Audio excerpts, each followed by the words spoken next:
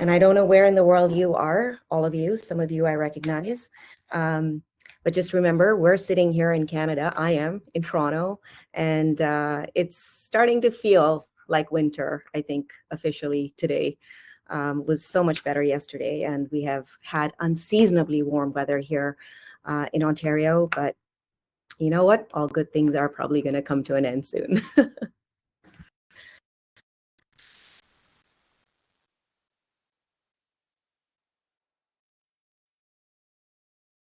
Okay, let's get started here. I'm going to be sharing my screen.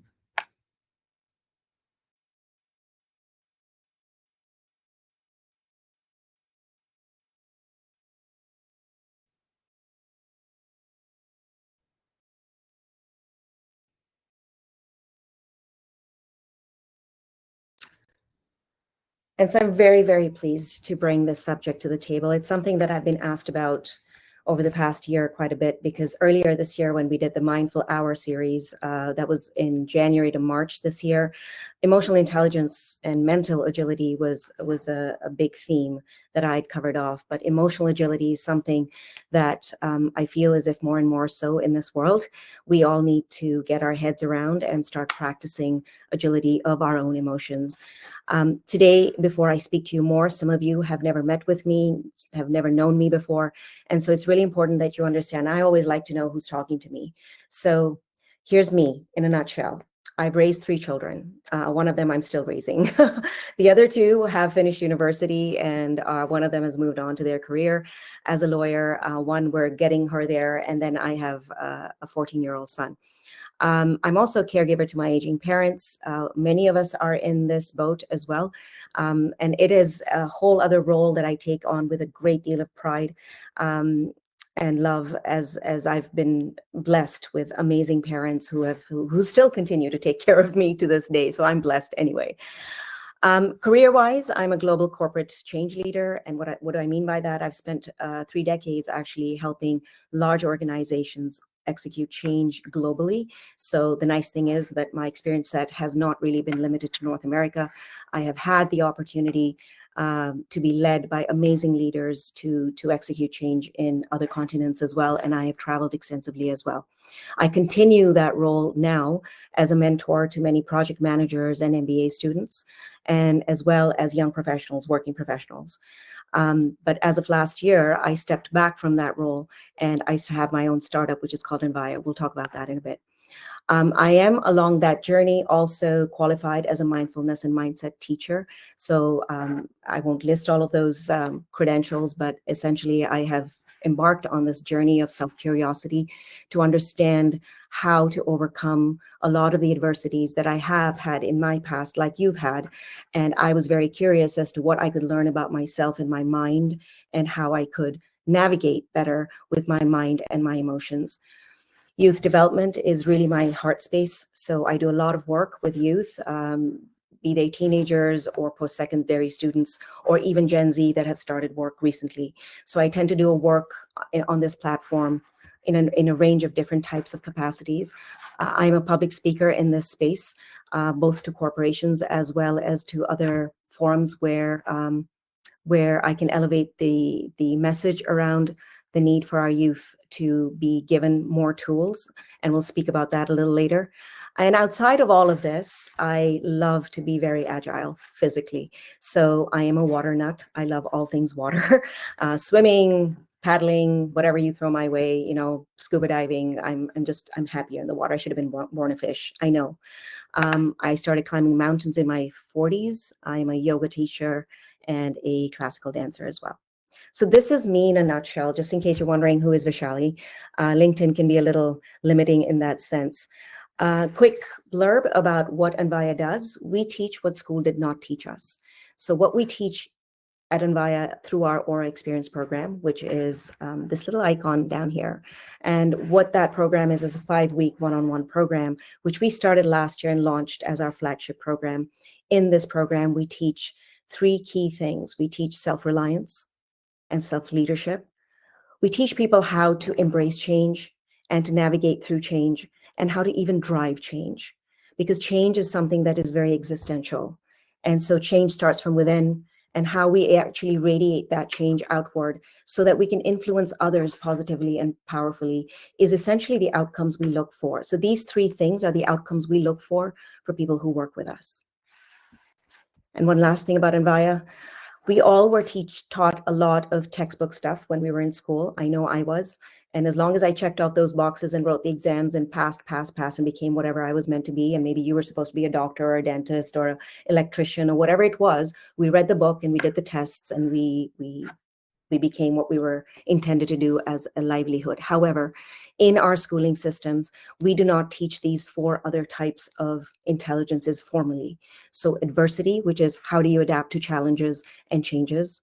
Cognitively, how do you leverage that IQ to make an impact for others? Emotionally, how is it that you self-regulate and adapt your responses? And finally, social intelligence, which is how do you interact with and support others? These four intelligences are the premise of the Aura Experience program. And later I will speak to you about how we are actually leveraging that same mindset or that same vision for many of the other programs we're designing. Wherever you are in the world today, you will find that these key words will show up in recent studies: human skills for future success.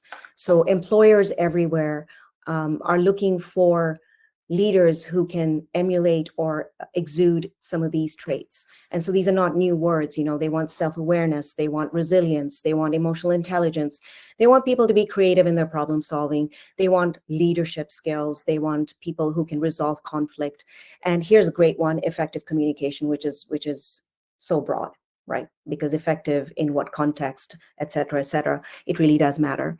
So these skills, doesn't matter, you can look at Deloitte's recent list this year, are the skills that people look for in interviews or when they're considering, whose resumes to even look at. They look for some of these traits. And our program essentially teaches these skills. So we are a human skill-based teaching organization. And the message around this one thing that you can capture, if there's something to grab off this kind of a slide, is the fact that if you look at these traits, most of them have to do with others. For example, if they're looking for negotiation, persuasion skills, they're looking at how can you negotiate with others, persuade others? How can you communicate with others? How can you show empathy to others? How can you show self-awareness to others? So this other focus is essential to understand. Why? Because the program that we teach really has to about optimizing yourself first so that you can show up and transform others and create this collective us mentality, which I know many of you who are parents are sitting there going, yeah, you know what? My kid's pretty self-centered. It's all about me, me, me. And this is the focus of this program, which is to say, yes, you do focus on me with the intent of creating a better relationship with everything around you. This past Saturday, I spoke to leaders at our Toronto District School Board. These are hundreds of schools across Toronto. And the leadership team had invited me to speak to them about how it is that we can bring this type of a program into the schooling systems here in Toronto. And this one quote got a lot of attention. So I'll just read it out to you. The healthiest and wealthiest of the next generation will be those who can own their own attention and focus.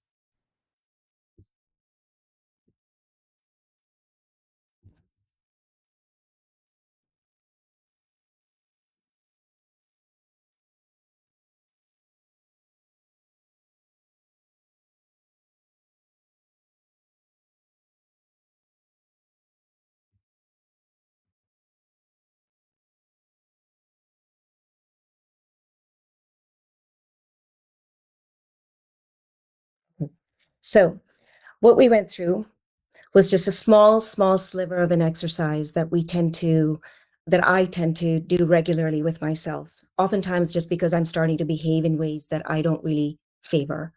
So here's what we're going to learn about emotional agility. So today's subject was really built on the idea that a lot of people are feeling a great deal of stress from different sources, but more so, even working at home has been a source of stress and anxiety. So when we look at the word agility, as many of us know, we use this word, it means the power to move quickly with ease. Anyone who is agile, quick on their feet, will be described as someone who moves with ease and moves quickly. So notice the focus on ease and speed. When we take that down a level, there's something called mental agility. And so this is the ability to think and draw conclusions quickly. In fact, many of us are taught this. You have to be quick on your feet, right? So think quickly. You have to be very agile on your feet, especially when you're presenting and you actually have to present a certain way. And when people ask you questions, you actually have to respond quickly, constructively.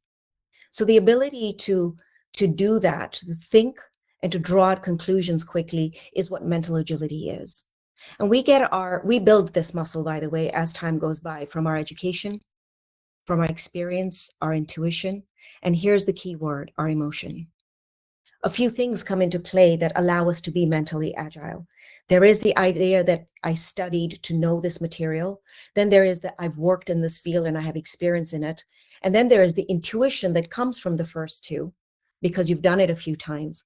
But a big part of this is emotion. Emotion and how we manage emotion, it plays into how mentally agile we are. So that takes us into what is emotional intelligence. This is the slide where I will tell you we need to know the difference between intelligence and agility. So emotional intelligence is something you've just done with me in this exercise, which was your ability to observe your emotions, label them, understand and trace them. It stops there, right? What does trace mean? Okay, I'm frustrated right now because, and tracing it back. Now you will trace it back to the short term, maybe some incident, some person, or maybe your own limited belief. But then if you've done the work, you'll be able to quickly trace it back to a long time ago. And that takes a little bit of work as we do this in your experiences, is really in a moment taking yourself back and saying, I know from my origin where this emotion comes from. So these three things is what comprises of emotional intelligence. A person who is emotionally intelligent is able to do this routinely throughout the day through many interactions. And then here's the agility part. You can either understand, trace emotions, label them, and then act on them, or you can stop and you can accept them first and flex them. Okay, and that's agility. The ability to say, aha, I'm angry right now. I know exactly what's making me angry right now. And then choosing carefully not to act on it. And being able to then change your perspective of that emotion such that you can do some other things. So here's the power of agility. Emotional agility is having any number of troubling thoughts or emotions, like I just described, and still managing to act in a way that serves how you most want to live. Susan David describes this very beautifully. How you most want to live depends on your values. See, it goes all the way back. It depends on your values, whether you're putting your resources, such as your own energy, into the direction of your values. When we don't do that, we go into dissonance. But then there's always stimuli that's going to throw us off every day, right? Workload, children, spouses, you name it, right? Bills, financial issues, all of these things will one way or the other affect you. But when you know how you can still manage that to act in a way that serves your highest values, then you are displaying agility. A simpler way of looking at it is working with your emotions to create positive change.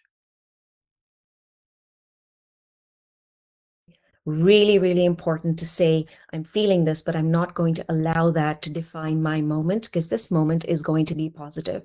Maybe it is that I will be able to convey my anger in a constructive format.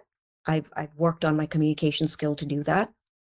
And thus this moment will become constructive as opposed to destructive.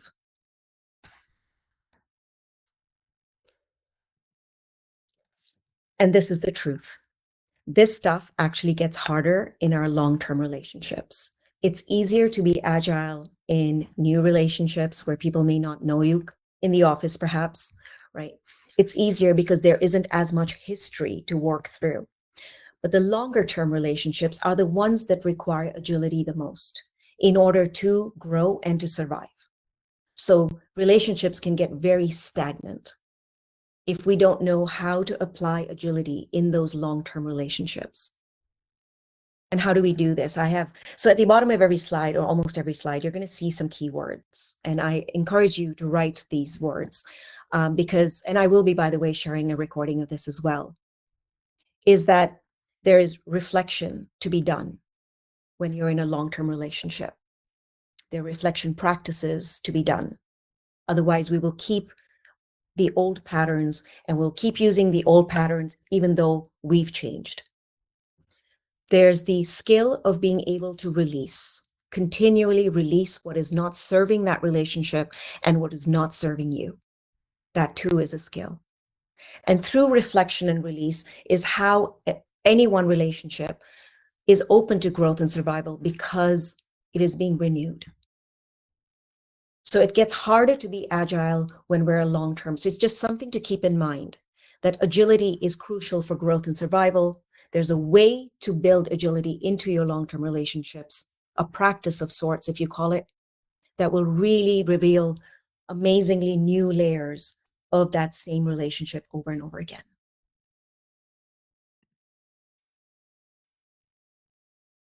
So I'm going to tell you a very quick story. I love storytelling. I love listening to people's stories. A quick story about emotional agility. So some of you know, I'm a mountain climber. When I was climbing my second ever large, sort of significant mountain climb, we were headed to Everest Base Camp, and there were 13 of us. And we were split on the day of summit, which, you know, if you've done anything like this, you know, the day of summit is the day you're now going to set out to reach the summit. Tends to be the hardest day because you've had a lot of physical physical feats that you've already overcome to get there. The air is thin. There isn't a lot of oxygen. There's all kinds of things going on with you, right? You could have fear at its maximum. And on the day of summiting Everest Base Camp, I woke up at 8 o'clock and was ready to get on with my team of 3. So we were in groups of 4, and I was ready because I'm an early riser. I was there early. I wasn't supposed to leave till about 9. My team wasn't down yet, but the 8 a.m. team was there, and one of their members was missing. So as the helicopter arrived to transport to a certain place where we start ascending, she wasn't there, and so they looked around and they had to get going. And what do? They told me, get on the helicopter. And I looked at them and I said, I'm not supposed to be here. This is not my team. And the reason the teams were important is because they had gauged our pace of walking and trekking, and they had put us with like people in terms of speed. So the slowest group would start first. So at 8 a.m., I'm now sitting in a helicopter with 3 other people with whom I was not to trek. And so I'm already self-regulating, right? I'm like, this is going to be okay. You know, I knew they were the slowest group. I had watched them over the many weeks we had been together. And so I started sort of just self-regulating and saying, okay, well, this is not going to get in my way. And anyway, we're with our guides and it's going to be okay. We landed and we started walking, and about an hour in, strong winds, rocky terrain, all kinds of things going on. My very good friend and roommate actually turns around and looks at me and isn't talking. And so I look at her, she's gone pale, and she basically looks at me and whispers to me, I don't think I can carry on. We had at that pace, about 4 more hours of trekking. I was just about a quarter of the way in. And I purposely was walking behind her and a couple of other people, because that's also part of self-regulation, is to say, okay, I know I'm the fastest person in this group, but this group is going to need some support and people I care about. And so I purposely changed my pace. And that requires changing the pace at which you're thinking and managing your goals. So she turns around, she says she can't make it. And the person behind me says, oh my God, what are we going to do? We have to go there. This is what we got to do. You know, this is where we've worked all this time to do this, and we can't turn back. And yes, we did turn back. And that was my decision. I took one look at her. I took her bag from her. I popped a couple of Advils down her throat. I grabbed her hand and I said, we're going back. It took immense courage to say, I need to go back. I won't make it. But for me, in that very moment, was probably the biggest test of that day, of that entire trip, was to say I could get extremely focused on my my zest, my ambition, everything I work for, my journey, and all of that. And I could get angry in this moment because it may feel unfair. But instead, a different muscle kicked in, and that muscle was of empathy, contentment.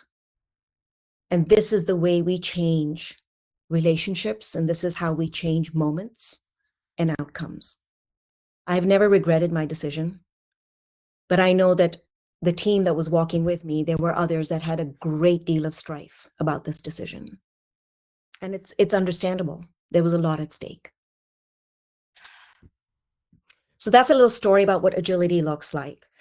Now, the opposite of agility is rigidity. Rigidity causes a lot of unnecessary stress.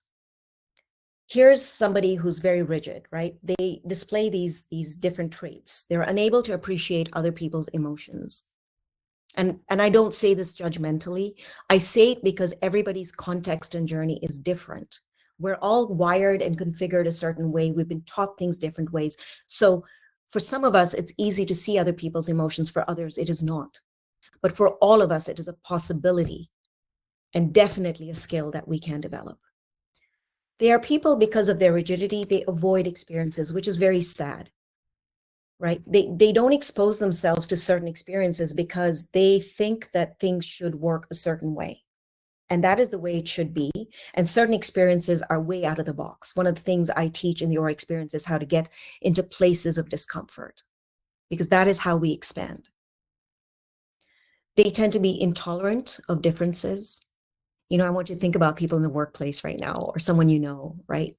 Rigidity is their sort of place of emotional standing. They have difficulty regulating emotions. They can't re-engage quickly when there's conflict. So we get into a heated conversation, something breaks, you both walk away, but there'll be always one party that'll say, okay, let's come back to the table. There'll be one party that's rigid, will not be able to come back to speak to you as quickly. They have a hard time changing habits and attitudes because those belief systems are pretty strongly embedded. And these are the people you will tend to find mostly anxious, stressed, and even with sustained stress appearing to be neurotic. Rigidity leads to being stuck. It stunts our growth, and it separates us from the possibility of being one with others. So it's important to observe of yourself in different situations when you yourself may actually be displaying these types of characteristics.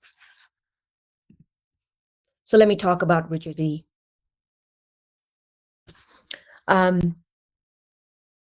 I have, as I said, I've worked in many organizations, and at one time in a major bank, I took my first people leader role. I was handed a group of 7 project managers. They wanted to grow the team, but the team that was there was not meeting the mark. So they were taking a lot of flack from business clients, from other cross-functional areas in terms of the quality of their work. So we had a quality issue, we had a talent issue, we had a morale issue, and I inherited this team. And one of the biggest things I did was really think about how could I empower this team to feel that they could own their own morale? How could I empower them and give them the freedom to measure their own sense of well-being? And so what I did is I took a canned employee sort of engagement survey. So you know how those very big, elaborate, heavy ones are done once a year. I took about 10 questions out of that and I gave it to the team. And I basically said to them that every month I will come to our weekly meeting and I'd like each of you will rotate responsibility for conducting this survey with these 10 questions and then presenting the results. So it was done anonymously in the sense that I didn't know who answered what. These 10 questions told me about their morale and where they stood from day one onwards. And when I presented, and they were super happy about this because for once there was this safe space where they could come and discuss what they were feeling and what was hindering them and what was holding them back. We had already even grown the team. I'd looked at sort of the diversity on the team and I'd hired a few people. And in fact, I helped 2 people leave the team because they themselves believed they were in the wrong role They had inherited the whole role, but they didn't feel that that was their strength. And this happens in a lot of reorgs, by the way. People kind of get shoved into roles that aren't really meant for them. But here's where the rigidity came.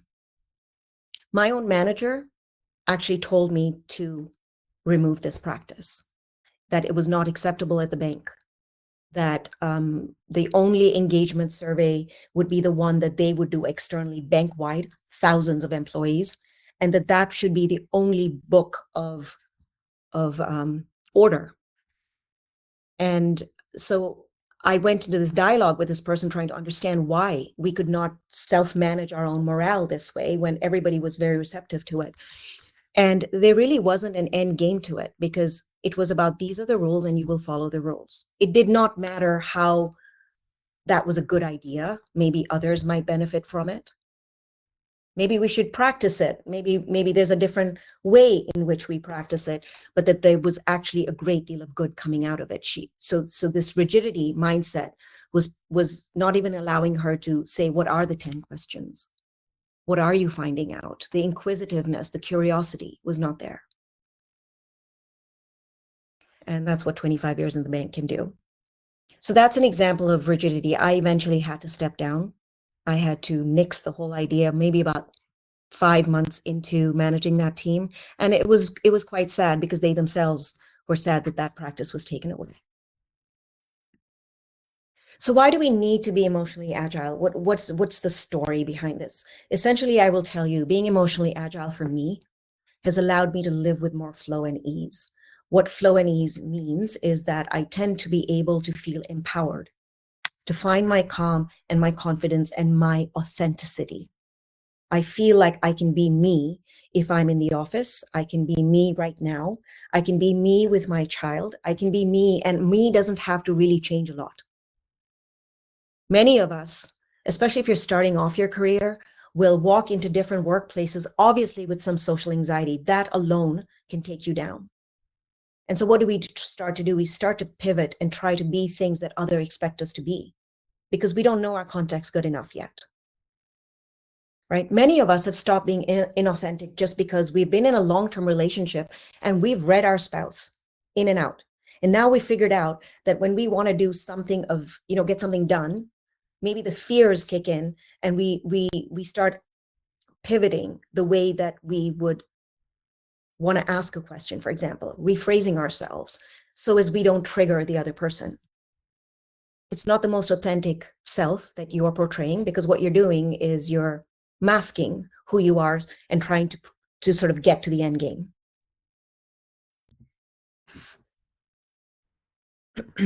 I don't know if you can see this. I'm going to do this.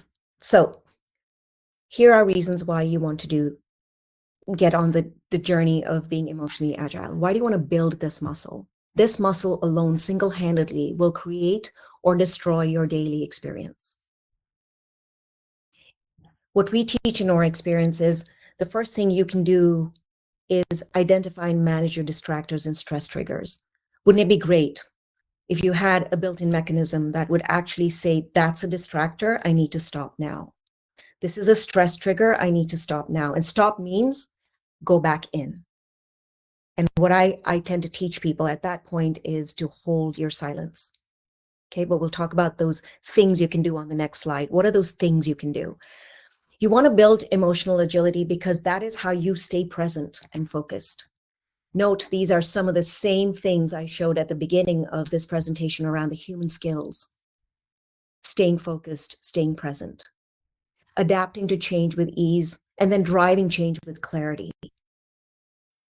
Communicating with empathy, coherence, and objectivity. When you can, hold your space with whatever emotion you have and be able to flex and decide what the next moment will look like. You're essentially able to go through different types of waves of change with ease and be able to be courageous enough to drive that change, because there's clarity around your values, where you're putting your resources, such as your energy, your money, your time. And when you take that context and apply it to whatever is challenging in that moment, then there is greater clarity, less stress, less confusion, greater clarity. The best part about emotional agility is the other focus. It makes others feel seen, heard, valued, safe. And if you're on a leadership path anywhere, even in your own family, if you want others to feel that they're being seen, heard, valued, and they are safe, it is important that your self-regulation system is able to be agile.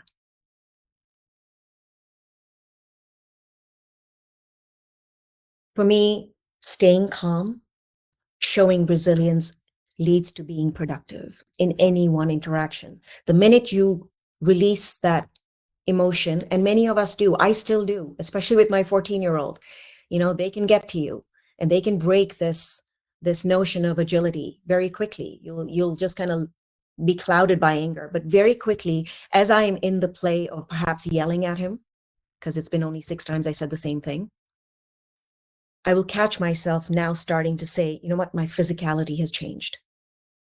My stress triggers are kicking in. This isn't going to lead to a good thing. So you need that sense of what's that range, awareness of your range within which you show resilience. Life gets a lot more productive when you show agility because you're not actually distracted by the noise that's created by our emotions. The back of our brain, which is where our emotions stem from, and our middle brain, which is where a lot of our decisions around whether we fight with someone or we leave a situation, those two together can create havoc. Learning how to control those two parts of our brain is what allows us to function from the front of our brain, which is where our best work comes from. Our cognitive thinking skills come from the front of our brain, our forebrain, which is why in Hinduism, for example, there is reference to the third eye. It sits between the brow. This is where your creative space, this is where you are the most inspired when you work. But emotions have a way of pulling that energy back to the back of the brain. So it's really important to keep practices that bring your energy working from the front of the brain. How can you be emotionally agile? Here are some little ways. Hold space for silence. I'll tell you what that looks like with my kid. I know I'm about to lose it. He's talking over me. He's not listening. And instead of getting into a power struggle and trying to argue with him in that moment, I will take a deep breath, step back, and I will pause. He will look at me, I will look at him, and then I will say the word. Write this down. The word is wow. Yes, it's wow. I remember the first time I used that, and it just completely confused him. But in that moment, you've held your silence. There is the power of silence. I'm not saying get silenced. There's the power of silence. Use it. When you already are aware that somebody or something is triggering you, you're already crushing under the pressure of stress, and now here's one more. It is best in that moment to take a deep breath and exude the silence. Ask more questions before making statements.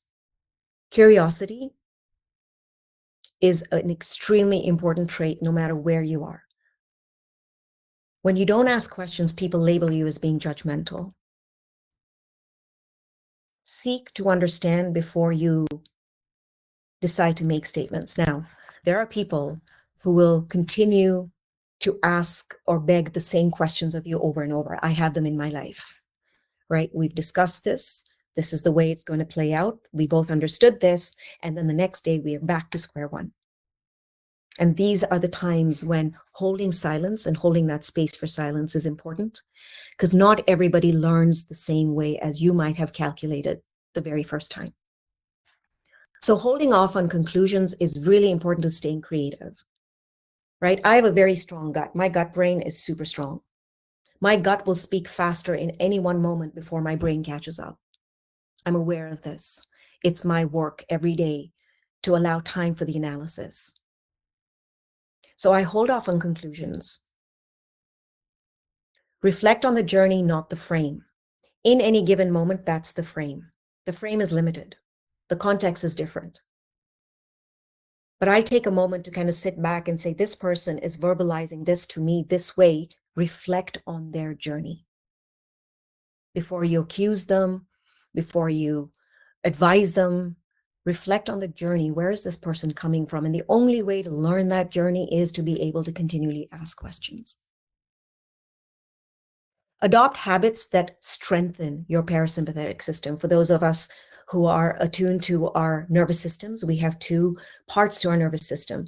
The first is our sympathetic system, and the other is our parasympathetic system.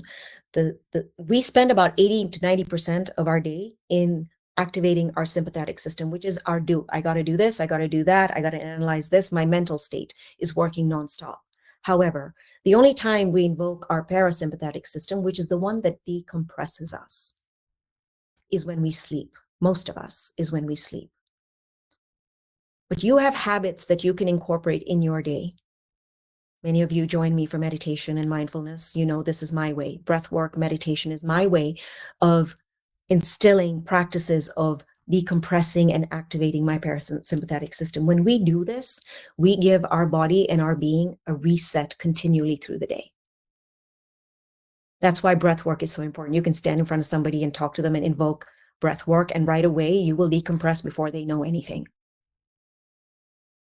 I'm proud to say that I'm teaching this to youth right now, and my 14-year-old son uses it while he's talking to me, which is really interesting because I'll have to ask him, like, what are you doing? And he's like, I'm breathing. Right? Great habit to have.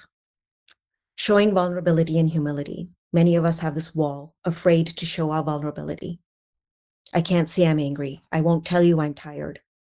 I won't tell you that I'm confused. Own it.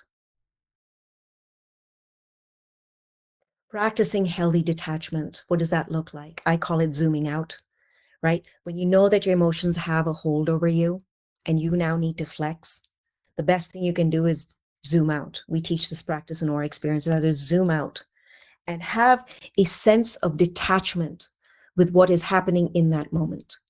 It's almost like looking at yourself as if you're in a movie, but you're not in it. This is something it happens in conversations for me all the time now. So you see what I've done here is I am in conversation with someone, but here there are certain pathways that I have chosen to close and certain pathways I've chosen to keep open. And those pathways allow me to not allow things to escalate so very quickly.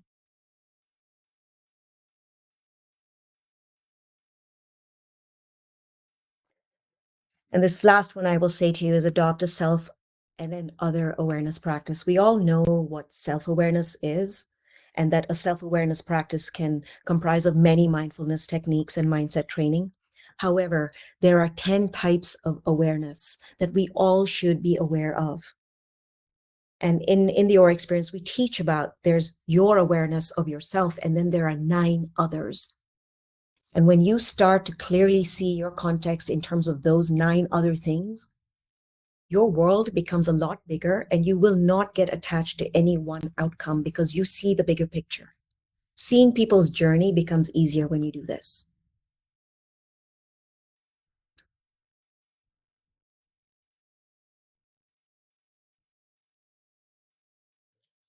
My parting slide to you is something I do every night. This has really helped me get a gauge over my emotions. I'm a woman. I'm naturally emotional. I think I'm at the cusp of menopause. I'm not sure yet. They tell me I'm not, but sometimes I feel I am.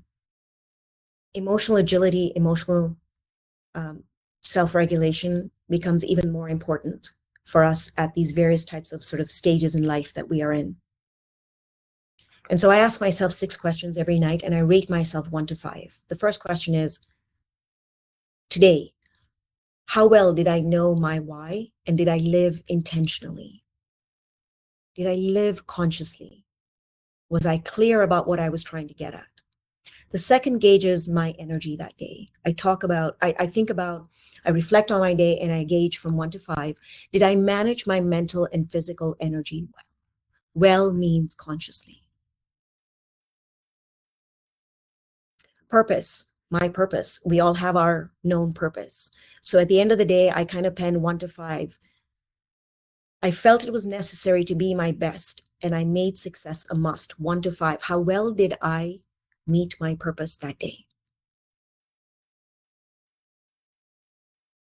Productivity, 1 to 5. I worked today on things that mattered most. It tests what have you prioritized. Is that aligned with your greatest values and where you see success? Put your energy where that is, or did you put it somewhere else? Did you put it in yelling and screaming at somebody for an hour today and lose all the air you had given to you that day? Influence 1 to 5. I guided and I treated others well today. We all fail at this once in a while. And so I say, forgive yourself, but be the one to pick up the phone and say, hey, that thing I just said, not good. I'm sorry. Let me try and explain myself again. Or let me listen to you again. Let me ask you a few questions so that I get a better understanding. And 1 to 5, courage. I shared my real self today, my thoughts and my feelings. This has to do with the exercise we did earlier. It takes courage to make study of yourself emotionally a lifelong journey. What this does for me is it makes me accountable. Every day I look at my average. So I take these 6 questions, I take an average, and I rate myself out of 5. And it kind of tells me how effective I was that day. You see, journaling, you can write endlessly.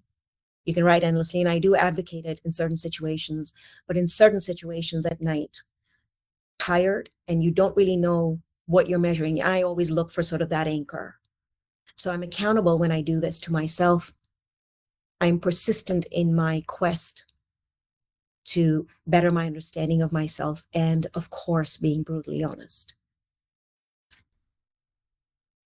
I hope that's helpful to you. If any of this piqued your interest, you can always look us up at our website, adviamovement.com. And I welcome you, because a lot of what I've taught here, I know somebody at the start of this had written for me and said, I want to see you in action. I want to say this is me in action when I teach. But when I'm with my clients and those looking to get help in this space, we get very deep, and it's very customized, and it's very confidential, and it's very specific, and that's important for it to be relatable to you. So I invite you to anytime use the second link here, which is book.meetanvaya.com, to set up a free chat with me to give me some context and say, I heard you talk about agility, and here's my context and how this worked for me.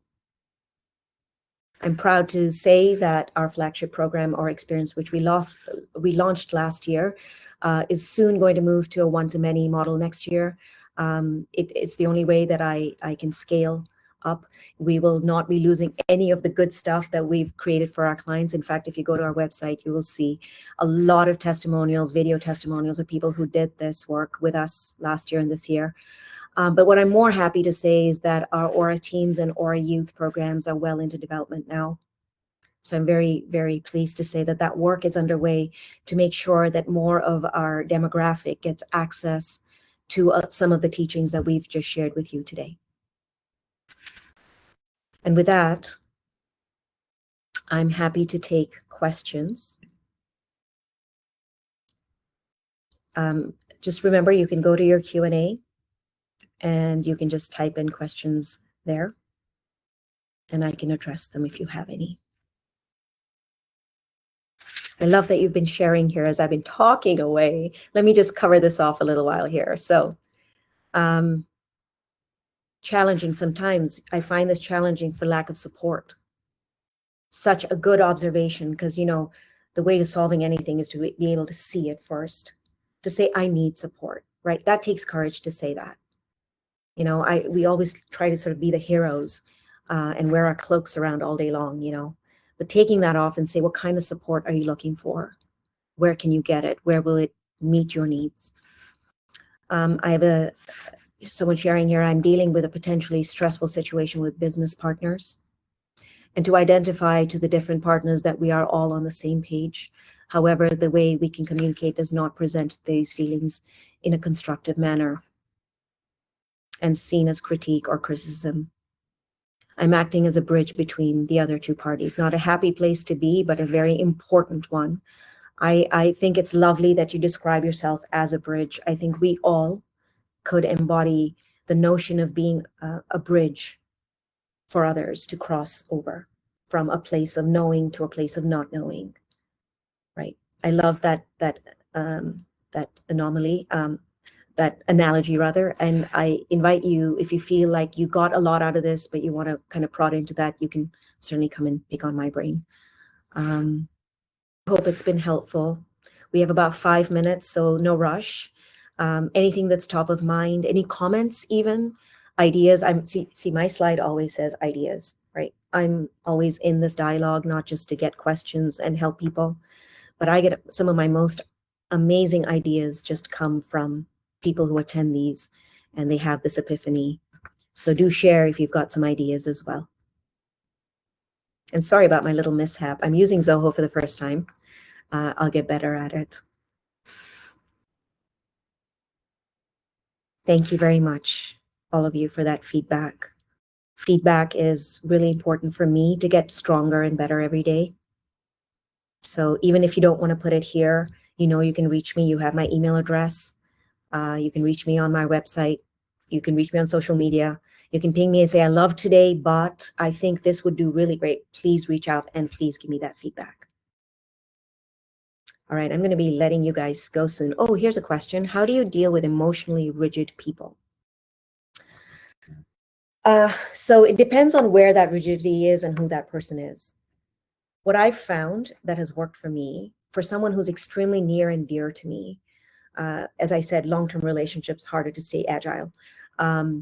Someone who I've grown up with, someone with whom I have a very opposite personality with, and yet have to continue to make decisions with continually through life. And I know that we're going to be together for the rest of life. So I understand that person's rigidity. Actually, a lot of it stems from their childhood. I've taken the time to understand that journey. And the more I've learned that journey, the easier it's become to deal with them when they display that rigidity. So the first thing is I step back and I look at that journey. And I don't answer them back. I don't argue with them. I don't assert myself. I've stopped even asserting myself in front of them, actually. I have done the wow kind of thing. I don't say wow to them, but I'll say, okay, I see. And then I'll say something like, okay, well, if you think so, if you think that's best. These are my language patterns for someone who's rigid, so that I don't trigger them to escalate. The more they escalate, the more I step in to say, but I'm here to listen. I hear you. Why do you think that would work? And can you tell me why my way won't work? Because, you know, what you want them to do is maybe listen to what you want to do, maybe, right? Can you share with me why you think that won't work? So there's more questions, as I said. There's more silence, as I said. And at the end of the day, there are certain people with whom you kind of almost have to say, all right, we'll do it your way, after I've done all of the other check marks. And we let them go ahead and they do it. Most times than not, this particular person has watched me step back and looked at me with this sort of curiosity going, are you sure? They'll ask me, are you sure? And I'm like, yeah, you're sure. So it's okay. So you let go of the attachment to what you want. And such people will sort of just lead with your questions. And that's sort of, in a nutshell, what I do. Thank you, everyone, for your questions. I'm observing men in their 50s tend to become more emotional. So do women, all right? So do women. And it is not just women who are emotional. Many men have, oh, yeah, I get you. Many men have been enrolled to suppress emotions. Absolutely. And these 6 questions are powerful. Yes, yes, yes, yes, yes to all of that. Wow. Thank you. How do you slow down and relax? Okay, since our time is up, if you have to leave, sorry, I'm going a little, just 2 minutes. How do I slow down and relax? I feel guilty when I don't do anything. Please come talk to me. There's so much to unpack there. Just in that 30 minutes, just come and slow down with me, okay? And that is true emotional maturity when we remove our assertion. When dealing with rigid people, these tactics are powerful. Thank you. Thank you so much. I will hope you will join me for upcoming other webinars and that I will hear from you with your ideas and questions outside of this forum. Thank you for joining me this afternoon, and we will talk again soon. Take care, everyone. Bye.